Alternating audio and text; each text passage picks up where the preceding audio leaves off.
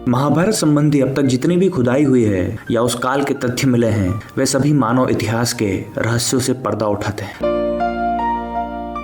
किसी भी देश के इतिहास को धर्म के चश्मे से नहीं देखा जा सकता है। आओ हम जानते हैं महाभारत काल के ऐसे दो लोगों के बारे में जिनके बारे में कम ही लोग जानते हैं। जी हाँ, उन दोनों ही योद्धाओं में अद्भुत क्षमता थी।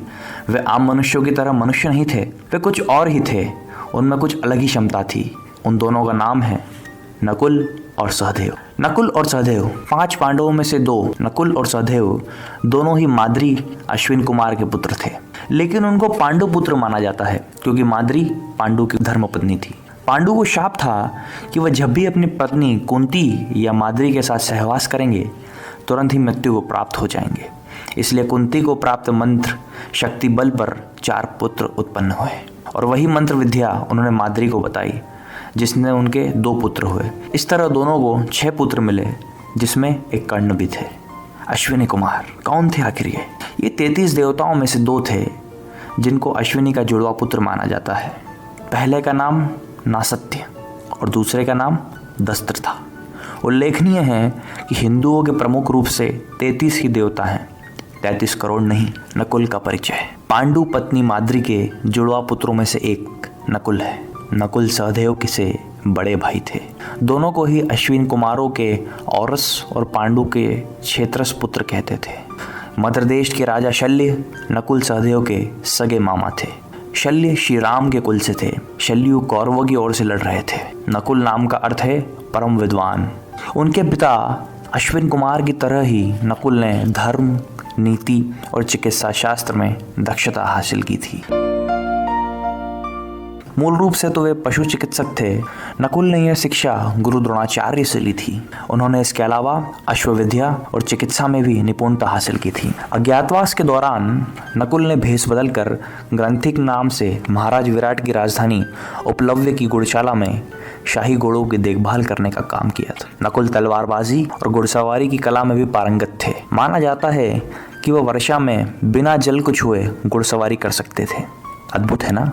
माना जाता है कि वे चंद्रवशी होकर यदुकुल के थे। उनका द्रौपदी से विवाह हुआ था। द्रौपदी से उनके शतानीक नाम के एक पुत्र भी हुए हैं। इसके अलावा उनकी एक और पत्नी थी जिनका नाम करेणुमति था, जिससे उनको नीरमित्र नाम की पुत्र की प्राप्ति हुई। करेणुमति चेदिराज की राजकुमारी थी। नकुल अत्यंत ही सुंदर थे, इसीलिए उनको उनके रूप पर घमंड था। उनकी सुंदरता के कारण उनकी तुलना कामदेव से की जाती थी। इस घमंड के कारण ही स्वर्ग जाते समय मार्ग में ही उनकी मृत्यु हो गई। सहदेव पांडु पत्नी माद्री के जुड़वा पुत्रों में से एक सहदेव हैं। उनके भाई का नाम तो नकुल है, जैसा कि हम जान ही चुके हैं श्रोताओं। यह भी अपने पिता और भाई की तरह पशुपालन, शास्त्र और चिकित्सा में दक्ष थे। और अज्ञातवास के समय विराट ने इन्होंने भी पशुओं की देखरेख में काम किया था। ये गाय चराने का कार्य भी करते थे। महाभारत युद्ध में सहदेव के अश्व के रथ के अश्व तितर के रंग के थे और उनके रथ पर हंस का ध्वज लहराता था। माना जाता है कि मृत्यु के समय उनकी उम्र 105 वर्ष की थी। सहदेव अच्छे ये रथ योद्धा भी माने जाते हैं। सहदेव ने द्रोणाचार्य से ही धर्म, शास्त्र, चिकित्सा के अलावा ज्योतिष विद्या भी सीखी थी। सहदेव भविष्य में होने वाली हर घटना को पहले से ही जान लेते थे। वे जानते थे कि महाभारत होने वाली है और कौन किसको मारेगा और कौन विजयी होगा। लेकिन भगवान कृष्ण ने उन्हें श्राप दिया था कि अगर वह इस बारे में लोगों को बताएंगे तो उनकी मृत्यु हो जाएगी।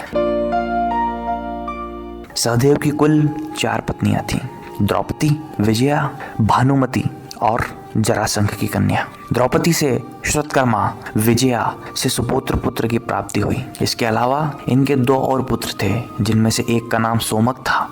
सहदेव के नाम 3 ग्रंथ प्राप्त हैं: व्याधि संध विमर्दन, अग्नि स्रोत्र और शगुन परीक्षा।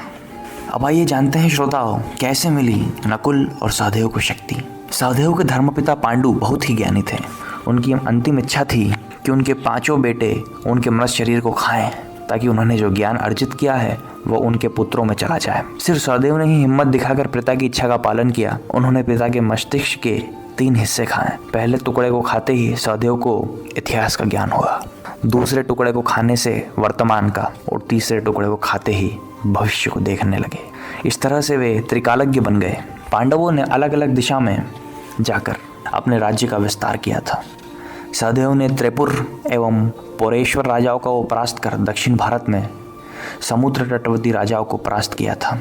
उन्होंने शूपार्क, तालाकट, दंडक, समुद्र विपवासी, मलेच्छ, निषाद, पुरुषौत, कर्णपावरण, नरराक्ष योनि, कालमुख, कौलगिरी, सुरभिपट्टन, तामद्रद्वीप, रामक पर्वत और तिलंगम आदि राजाओं के राज्य को अपने अधीन कर लिया था।